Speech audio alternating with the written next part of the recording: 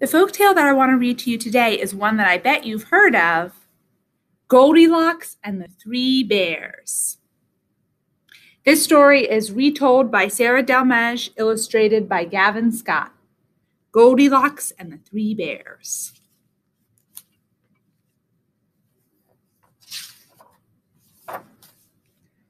Once upon a time, Goldilocks was playing in the woods near her home. As she skipped through the pebbly path, her golden locks bouncing, Goldilocks suddenly stopped and sniffed the air. A yummy smell was coming from the middle of the woods. Rumble, rumble. As her tummy grumbled loudly, Goldilocks followed the delicious smell. She soon found herself in front of a little house. "I wonder who lives here," she said. Goldilocks knocked loudly on the front door. Knock, knock, knock. But on the last knock, the door swung open. There was no one at home. Goldilocks saw 3 bowls of porridge on the kitchen table. "I'm sure no one will mind if I have a little taste of this porridge," she told herself. Goldilocks ate a spoonful of porridge from the biggest bowl. "Yuck!" she cried. "This porridge is much too cold." Goldilocks tried the medium-sized bowl. "Ouch!" she gasped. "This porridge is much too hot." Finally, Goldilocks took a little mouthful from the smallest bowl. She sighed. "This porridge is perfect." And she ate it all up. Then Goldilocks went into the living room for a rest. She saw a big chair, a medium-sized chair, and a tiny little chair. Goldilocks climbed onto the biggest chair. "This chair is too big," she said. Next, Goldilocks clambered onto the medium-sized chair. The cushions were very squishy. "This chair is too soft," she cried. Then Goldilocks tried the tiny chair. "This chair is perfect," beamed Goldilocks. She was just getting comfortable when, crack, the chair broke into pieces.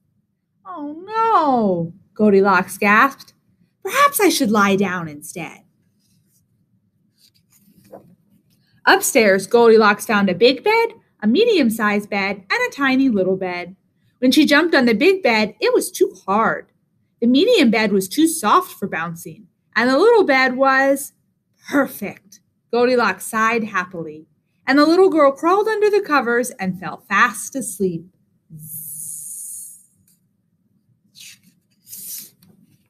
Meanwhile, 3 hungry bears returned to the little house. They had been for a walk while their hot porridge cooled down. But the door was already open, and there were muddy footprints in the hall. "Someone's been eating my porridge," roared Daddy Bear. "Someone's been eating my porridge too," growled Mommy Bear. "Look," squeaked Baby Bear, "my porridge has all gone." The 3 bears went into the living room. "Someone's been sitting in my chair," roared Daddy Bear. "Someone's been sitting in my chair too," growled Mommy Bear. "Someone's been sitting in my chair," squeaked Baby Bear, "and they've broken it." Suddenly, the 3 bears heard a noise coming from upstairs. "Someone's been sleeping in my bed," roared Daddy Bear as he stepped into the bedroom.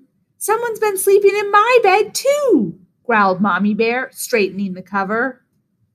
"Someone's been sleeping in my bed," squeaked Baby Bear, "and she's still there."